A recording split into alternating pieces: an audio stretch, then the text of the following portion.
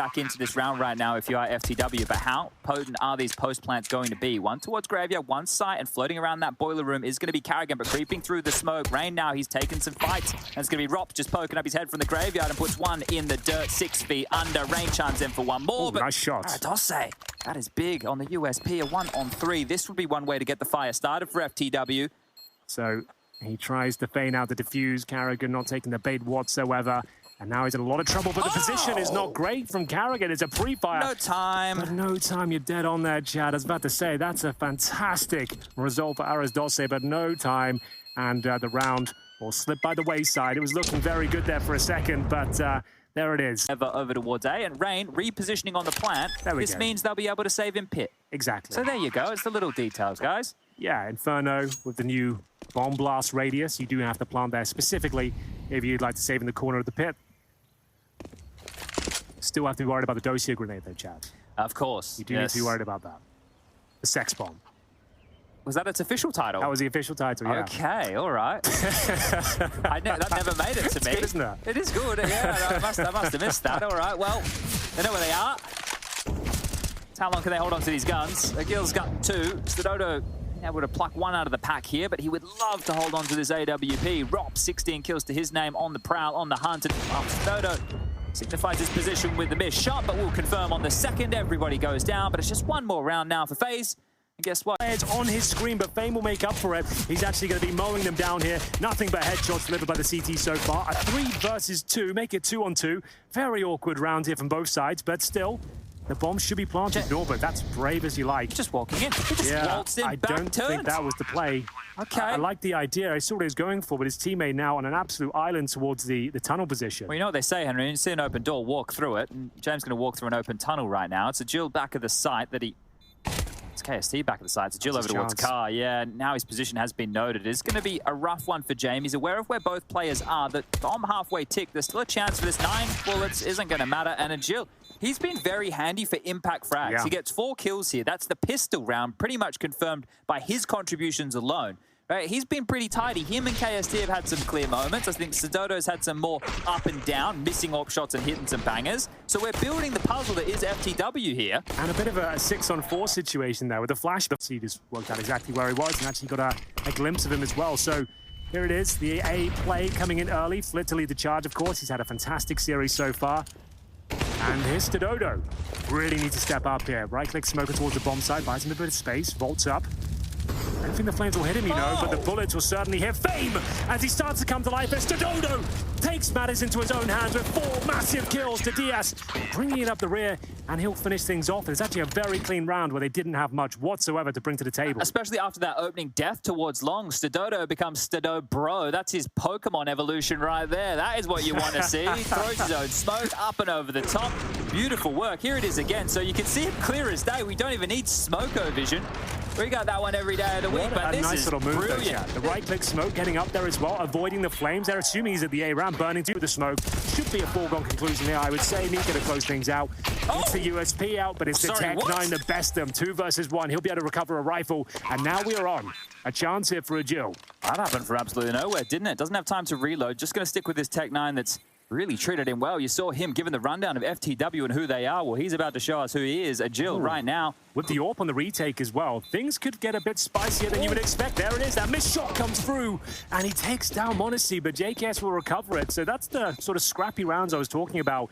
Even though we haven't dropped the map in the tournament, there's been lots of these sort of scenarios where it looks like it's under lock and key, then everything crumbles very quickly. But they got 3 kills between the B defense there. Nico got 1, Hooksy had 2 kills. Hunter comes through the smoke, gets pipped at the post right there, and it comes down to a situation like that. So 2 rounds in a row, really, where G2 shouldn't have been giving up the plants that they have. So allowing FTW to stay a little bit more competitive in these early stages here. Actually, they got 4 kills between the 2 of them there, and then the round comes up. It's on the other side of the map, unfortunately, towards middle. Well, they've lost track of him at least, right? They know where he was when he killed Nico. So that's going to suggest it's likely he's coming from behind. Cable ramp, yeah. I think you're right, but still, there's the kits. About to say he doesn't have one, but that's the first shot he needed to hit. Takes down the AWP. Up against JKS, he's also low at this stage as well. And that's going to be it. Quite an easy finish. He must have seen JKS there. As soon as he got that first kill, he must have seen JKS behind the pillar because he knew exactly. He was ready for that swing. So Okay, that right there is a bit of an odd one. Back-to-back rounds. It was looking very good there for G2. A 3 versus 2. Nico, as you mentioned, looking for the rotations. It's just as soon as I saw the run-up to the box, I fell victim to that sort of interaction a few times. It's very awkward once they jump up and they get the intel. So this one here, right? So at what point did he catch the info here on this step? Because immediately, someone must have seen something. He was already ready for that pillar position. The hat trick is deployed and leaving a Jill in a very difficult scenario. Sure, he has the bomb, but he's surrounded. Seriously moved the orb towards the tunnel, starts to encroach in his position. And a round that looked like it was definitely going in favor of the Portuguese falls apart. The in-game leader, who had 1 kill to 11 deaths at one stage, finds 3 in total, and they just get closer and closer. As soon as he goes to the plant, they get a swing out. And I feel like he has no chance whatsoever. It takes something unbelievable. The smoke, though, buys him a bit of time. Down to the 1 versus 1, and he pulls it off. Keeps the hopes and dreams alive of FTW. Big clutch coming through. Amazing scenes from Tabson, but it's not quite enough. Well, Jill, man, this guy, we've been talking about him as one of the names towards the top of the list. I believe that him and KST have had some moments throughout, but Jill, 23 kills. He has 12 kills more than anybody else on his team right now and steps up in a massive moment, wins a huge clutch after Tabson tries to bail them out, throws the life vest in the ocean. And it's all about the smoke, Chad. Without that, we've been down to the 1 versus 1. The DS with the Desert Eagle and Sidodo once again opening things up. He'll find Tabson towards top of middle. Cam retreats as well, scot-free. Fancies another go at it, though. You can hear the footsteps on the other side. He's got the backup of the rifle here in the form of Aras Dosse. I will say that Sidodo's trademark, this group, has been the awkward fadeaway. Just on the wrong timing, He always pivots back or starts to move. This time... That wasn't even a run boost. Yeah, standing stalwart. Yeah, just jumping across and offering yourself up. Happy to oblige. 2 kills for Sidodo. And it's up to Sirison to try and find these picks in return. So this could actually lead to a 4-1 scoreline. I have a bit of a curious conversation to maybe bring up here, because I think Big are just going to get zoned out here. We'll see if this gets interesting. But one of the things Rush was telling me, in Danger Zone, we do these things we call set bumps, where you put 1 bump on the ground and then you'd launch yourself into it with another bump. And he said that sometimes it wouldn't trigger because of it's on the ticks. So sometimes you would do it on the wrong tick, not the oldest. And then with this player change, swapping some names around, kind of leveled it out a little bit. But FTW not putting up too much of a fight here. Aras Dosse spam through, pushed out, and now it's just the 1 kill to find Sidodo. You called his name, he's found 2 kills, looking for a little bit more here. The third for Sidodo now. Not done yet. In a 1-on-1, it's just Tabson to find another massive shot from Sidodo. Wow. Okay, then. I take it all back, Sidodo. I'm sorry. You are the master with the sniper. And that's a great sequence. Like, even just for the highlight reel on itself, like that's absolutely fine. Well, normally at the end of each year, you know, players out there building their reels, Henry, they put their decks out. They say, you know, exactly. Look, for me, this is what I can do. Well, this is a great. KST, big kill. Another one probably coming in here. I mean, Aras Dosse gone down. Turtle trying. Yorenazan also finding a frag in from behind. He's dropped the bomb. Where's he come from? And it has really, really confused them here.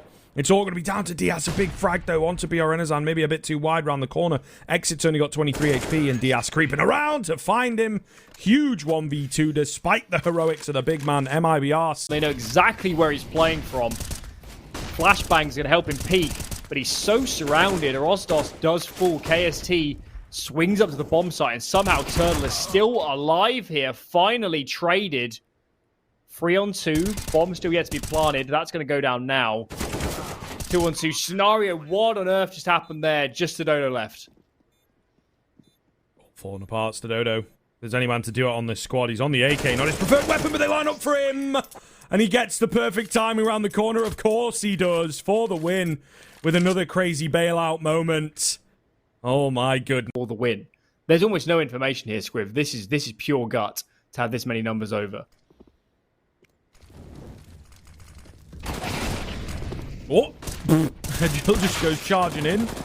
Quite a hard shot to be hitting, to be fair, but he is really a thorn in the side at the moment. If he'd got a little bit more, it's just going to be down to big man Sidodo. They don't have a lot of time, so commitment to A, certainly the only option here. He's trying to play around. He's so damn blind. Oh my goodness, the stars align for Sidodo. Can you believe it?